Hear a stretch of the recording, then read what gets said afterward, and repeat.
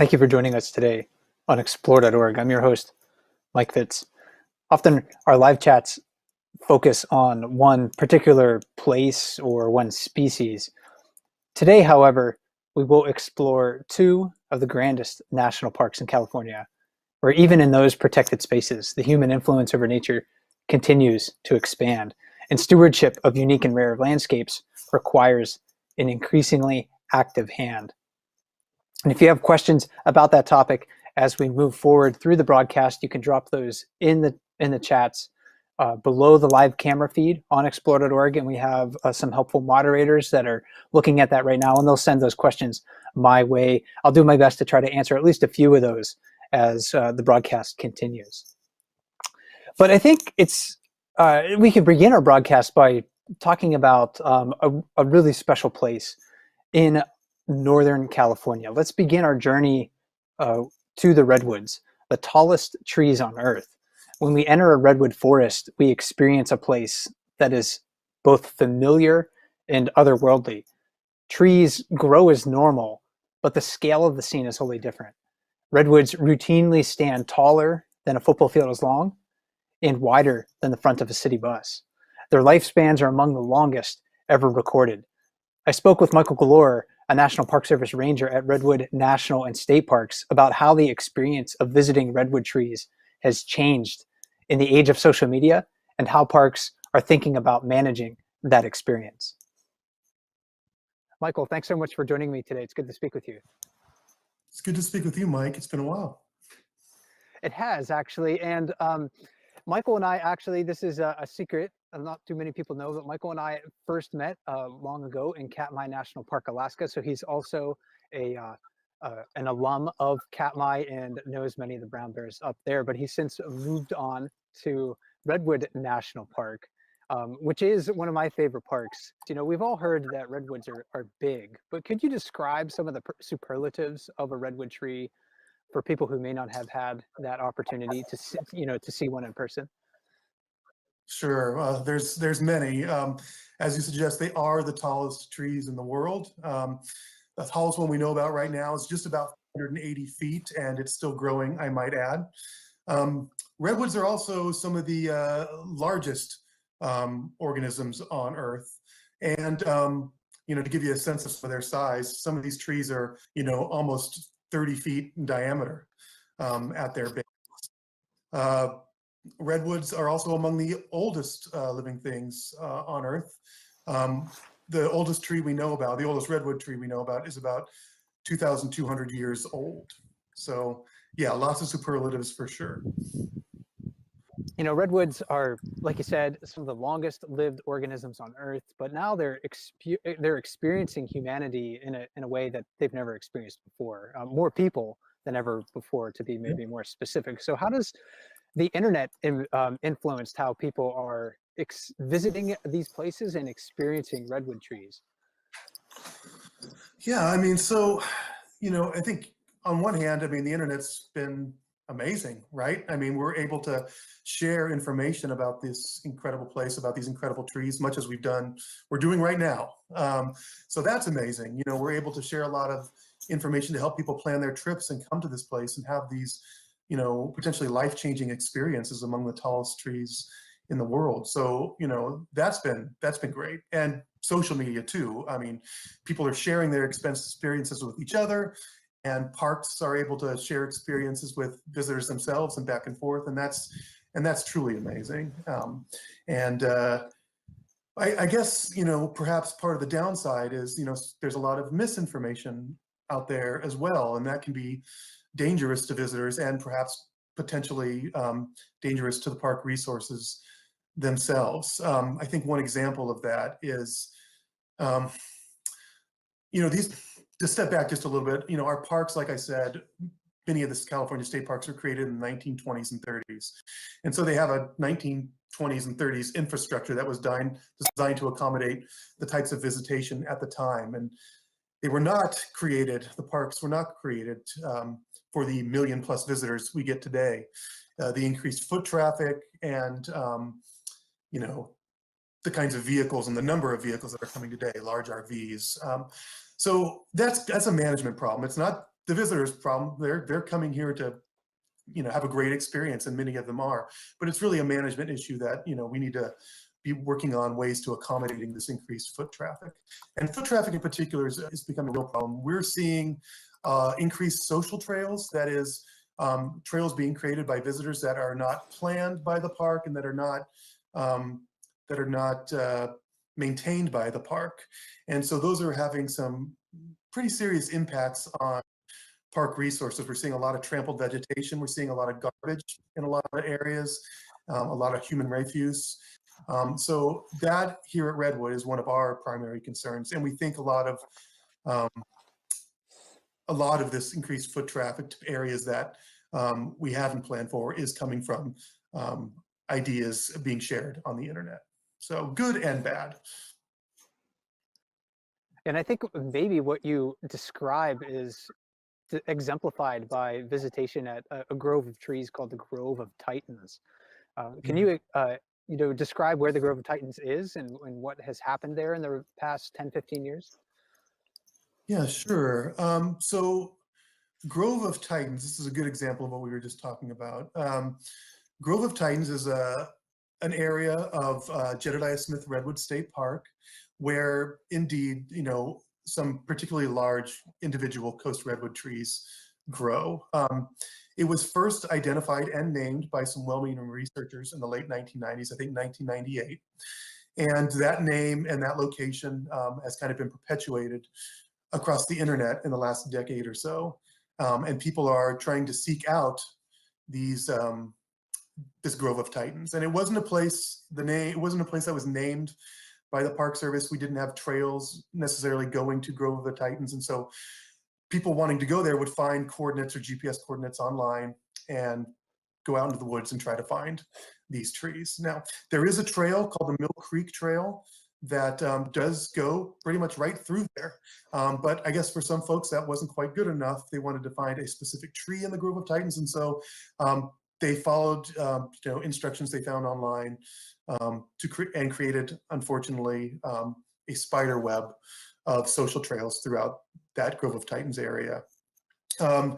We've seen a lot of, like I said, trampled vegetation. There's like an 8,000 square foot area in there that's just, honestly, it's just kind of trashed. Wow. So yeah, so we're seeing a lot of damaged plants, fern mats. The trails themselves that people have created have been the source of increased erosion during heavy rains into nearby creeks, Mill Creek. So that's been a problem as well. And we're just seeing a lot of garbage. We kind of took this as an opportunity, as a testing ground to say, well, for one thing, we're mandated by law to protect these resources. So what are we going to do? I mean, we can't hide the fact that there's now a Grove of Titans. So with the help of Save the Redwoods League, which really is one of the first conservation organizations to set aside save redwood trees. They've been doing it for over 100 years, but in collaboration with Save the Redwoods League, the National Park Service, California State Parks, and our cooperating association, Redwood Parks Conservancy, were able to raise, $1 million. It's really the first phase in a multi-million-dollar project to help save the Grove of the Titans.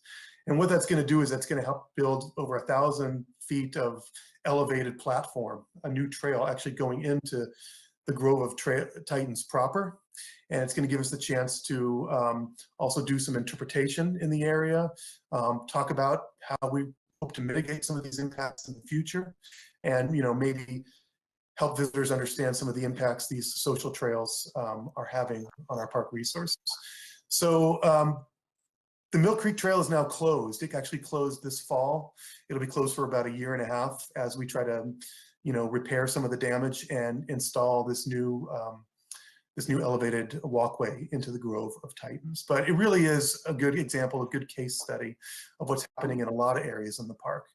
And so, it's giving us a chance to test some new ways of, trying to correct what unfortunately has become a pretty destructive situation. Yeah, I think that's kind of a lot to consider. especially, if we were to sort of expand what's happening at Redwood to the rest of national parks. I mean, I don't think Redwood's the only place that's experiencing that. The place that I know probably the best, Brooks River in Katmai, the visitation there has doubled in the past Wow. the past 10 years. So national parks across the nation are facing this as parks just become more and more popular. So it is a bit of a double-edged sword in that way. And I think, people wanting to connect with individual trees really highlights a real Oh, yeah. a perceived need to connect with like individuals and get to know those those organisms on an individual level. I think for me, at least, it helps me to grasp, the unknown just a little bit. And we had a long call a couple years ago when I visited, and we were talking about some of these issues. And I thought a long time after, he had spoken, because I had gone to the websites that highlight where those trees exactly are, and I was really, really tempted. But after speaking with you, talking about some of those issues, and how and considering the needs of the trees, I thought, well, you know what? It's best if I stay on the trail and I can just walk the Mill Creek Trail, bring my binoculars with me. It was in January, so there, the deciduous foliage from some of the big leaf maples and other trees wasn't out. See the canopies of the trees really still a variance for me, even though I wasn't able to get up and necessarily touch some of those large redwood trees. But Sure. as time progresses, parks become more popular, I think, the public at large is going to have to make some sacrifices to protect these places for people in the future. Yeah, these are really good points, and the parks have some difficult decisions to make as well. I get it. I mean, who doesn't want to touch and get next to the biggest, tallest, oldest tree in the world? I can certainly appreciate, the desire folks are having to see these trees. At the same time, like I said, we've seen the damage, and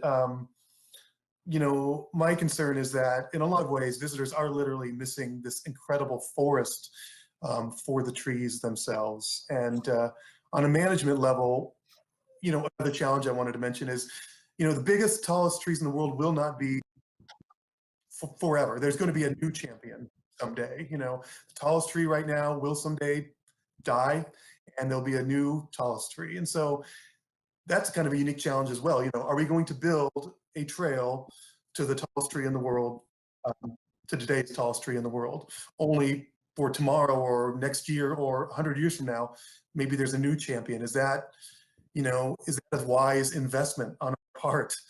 So those are some of the other kinds Right. of challenges I think we're looking at with some of these, things going forward. Yeah. Well, it's been a fascinating conversation with you today, Michael. I just have one final question for you, though.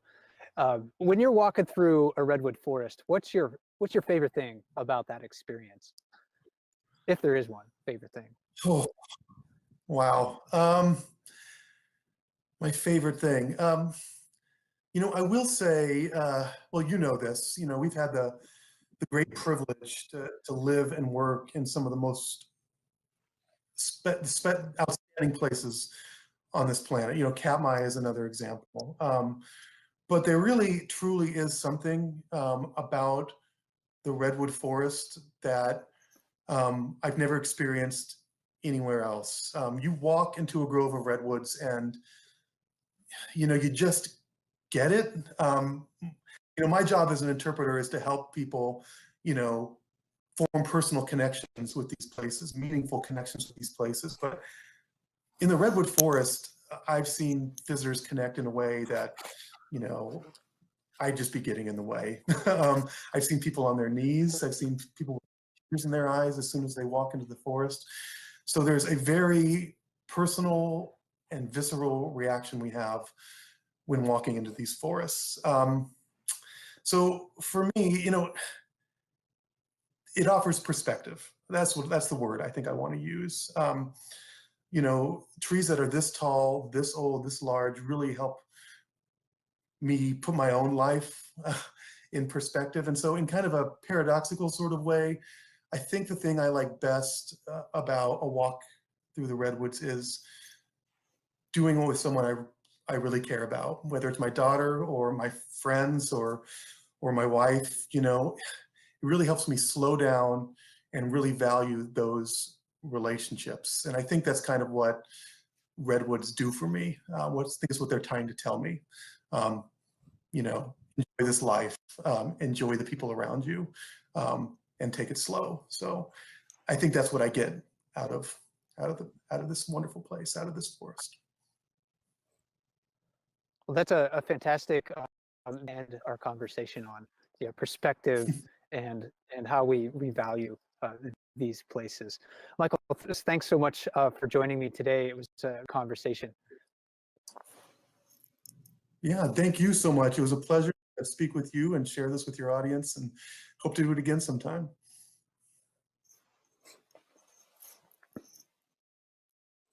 Most places in North America underwent complete biome shifts after the end of the last ice age. And what I mean by that is that habitats and ecosystems have gone from one type of ecosystem to another. To give you an example of that, where I live in northern Maine, after the glaciers retreated, what you would have found here 12,000 years ago, 13,000 years ago, was tundra, like you find in the Arctic today. But you look behind me now, and it's a mixed forest of conifer trees and deciduous trees. So you can find other examples of that in different parts of North America too, even in places that never experienced glaciation. But that didn't happen in the redwood forests. Redwood forests are truly prehistoric landscapes. Many of the remaining old growth redwood forests have been intact and growing in the same place for tens of thousands of years.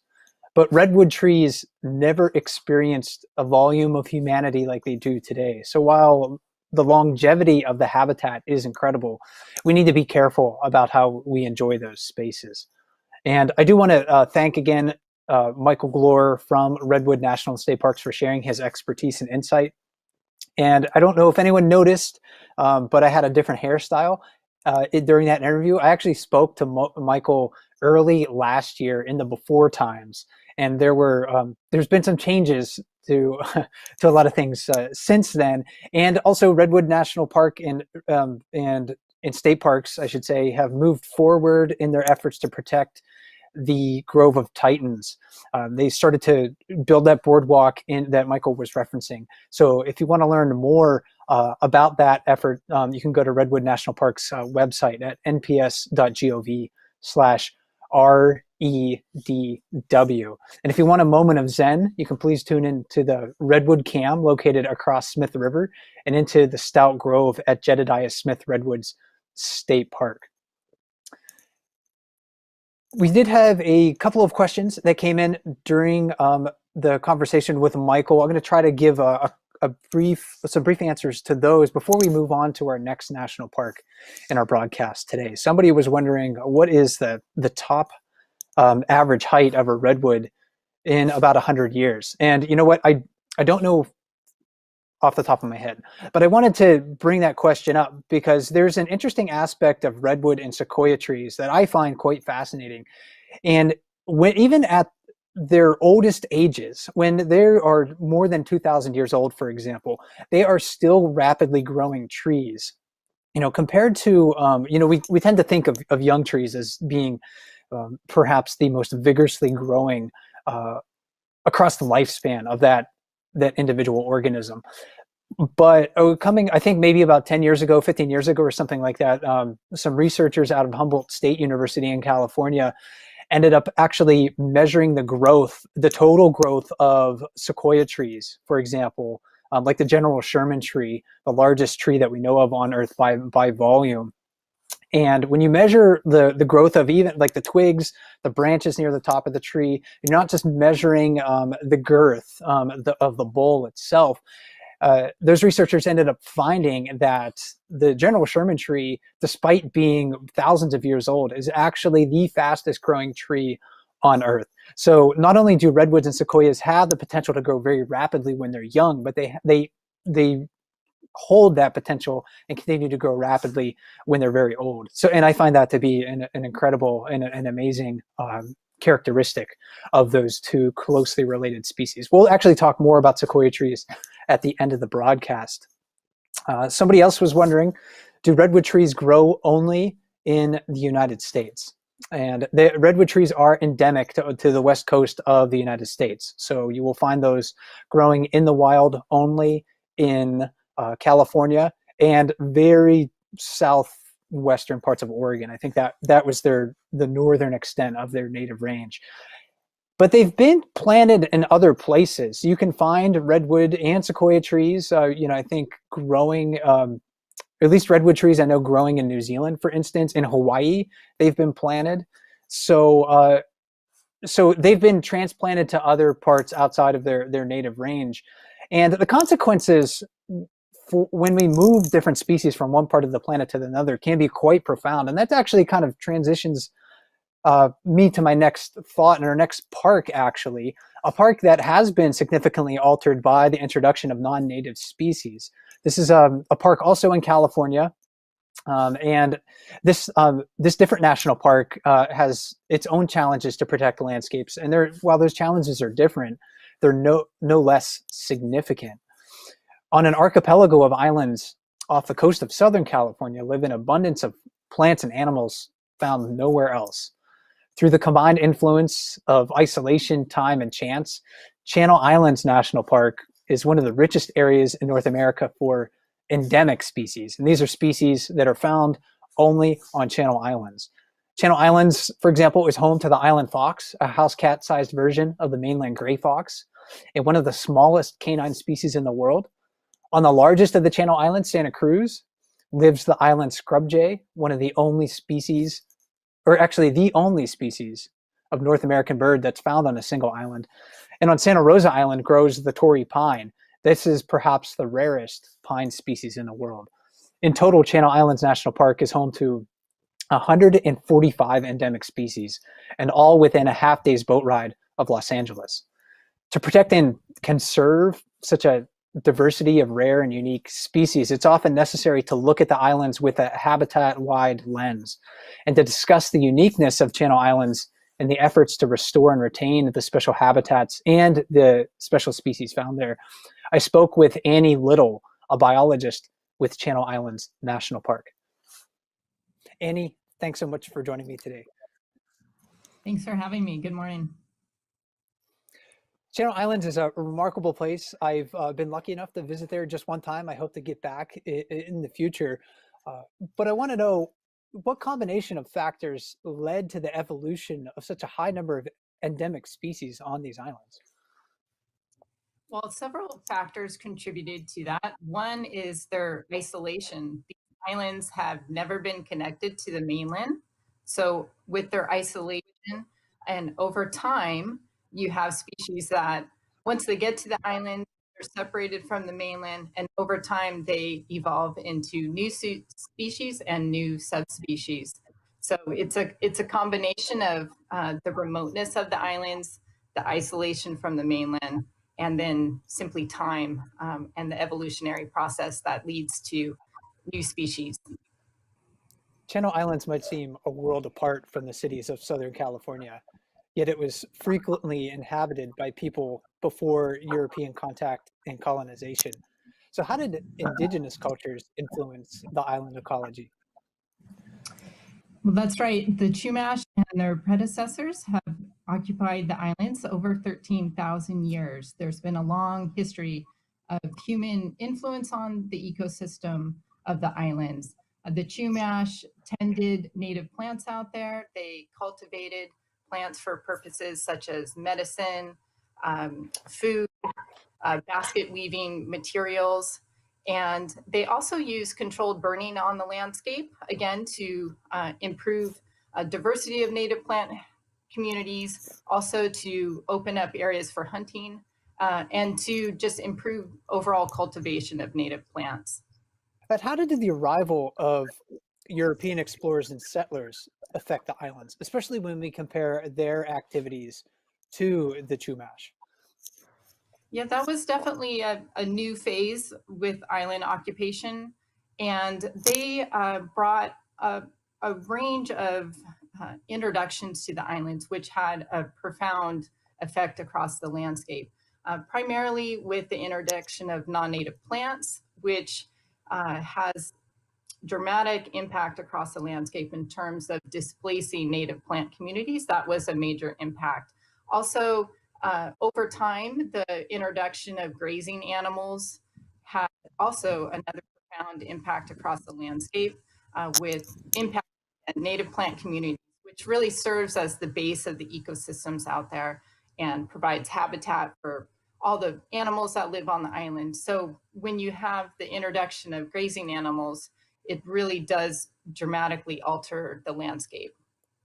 And when Channel Islands National Monument was established in 1938, it had been altered by people through the introduction of grazing animals, maybe non-native species.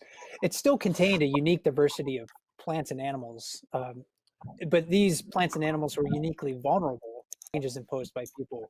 The islands experienced the extinction of a unique type of song sparrow and a monkey flower. It also saw the local extinction of bald eagles and the near extinction of the island fox. The eagles and the fox are doing well right now due to the extensive efforts of the National Park Service, the Nature Conservancy, the Institute for Wildlife Studies. I'm wondering though, how does the NPS determine when to intervene, either to stop a species from disappearing, maybe to slow a population decline, or to restore a species that has disappeared but maybe still lives elsewhere? Yeah, it's a good question, and it's a complex question because there's many challenges facing parks over time, and those challenges also shift. What may be a threat one period may not be a threat down the road. And so there's this philosophy of trying to also adaptively manage the islands and identify what is the most pressing threat and challenges at this time that we need to address in order to conserve our biodiversity on the islands. One really important component at Channel Islands and other parks is our inventory and monitoring program, where we study and we monitor 14 different vital signs across our park. And that monitoring helps us determine if a species is in trouble, if we need to take more management actions for a particular against a particular threat that's occurring. So it's through our robust monitoring program that we can identify where we should place our management priorities. And a great example of that was with the island fox. Our monitoring program detected the decline of the fox, and that triggered a range of management actions to counter that decline, including removing the main threat that was impacting the island fox, which at the time was the golden eagle, and instituting a number of management actions at that time. But it's really, it's so important to monitor the state of the natural resources out there so that we can be informed and take the appropriate management actions. And there's new threats as climate change occurs and invasive species. Maybe you have a new disease introduction. There's going to be different threats that happen. And it's the ability to be able to monitor that and detect it so that we can respond in time and actively manage against that threat. Intervention and restoration efforts often extend beyond individual species. Sometimes a habitat-wide approach is necessary.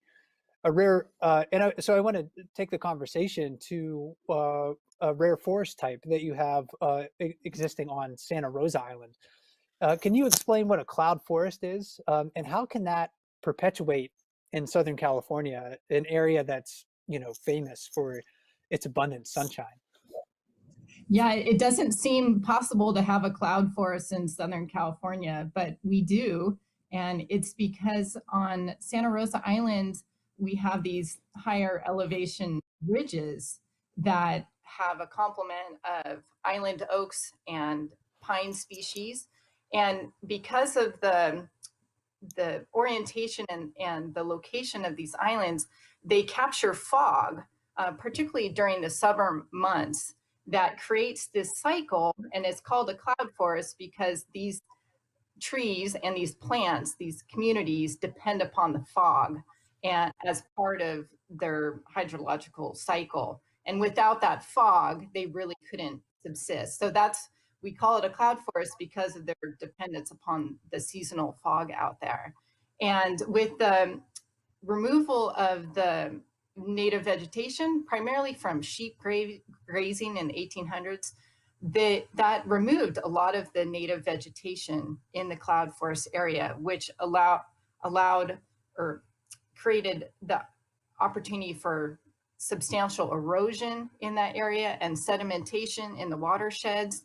And so you have these areas now on Santa Rosa that have remnant island oak ecosystem, but their roots are exposed sometimes 5 feet because of the loss of all the soil. There's nothing to hold the soil and the organic matter to the ground because there's no vegetation anymore. So there's been an active restoration project happening over the last couple of years in partner with the U.S. Geological Survey and other partners out there to try and slow that erosion by installing things like erosion control wattles. They're like fiber wattles that you put in the ground that can capture some of the organic leaf matter that drops to the ground. We also put in these little fog screens to create a barrier so that when the fog does come, it can capture onto the fog screen and drip onto plants that we put in the ground to kickstart. And in areas like this, where you had such a tremendous impact from the grazing animals, it really, even though we've removed the animals, it really required some active restoration to kickstart the recovery of these areas. So it's this really unique cycle where it takes advantage of the natural conditions. And because Santa Rosa is on the outer part of the Channel Islands, it's at this interesting confluence where you have the colder waters coming down from Alaska, the California current, and they meet with the warmer waters from the south. And it creates this really interesting condition where you have these cooler waters, and it creates this moisture up in the air, which creates the right conditions for a cloud forest. And we really consider this to be a really important restoration action for providing long-term refugia for species that we find in the cloud forest, for example, that are no longer on the mainland, but they yet persist on the islands because there's this refugia out there. So even though we're in Southern California, the climate is changing, we're hopeful that if we can restore this natural process and recapture the fog back onto the islands, it will create this self-sustaining ecosystem back there that can recover and continue to support the plants and animals that depend upon it. During the last 12 months, it's been difficult and complicated and sometimes not safe to visit, national parks during the pandemic. But for viewers watching at home, if you haven't been to Channel Islands, I encourage you to do so when it is safe. The Channel Islands really are a remarkable place. One of the few parks that I wish I had worked at during my time as a park ranger.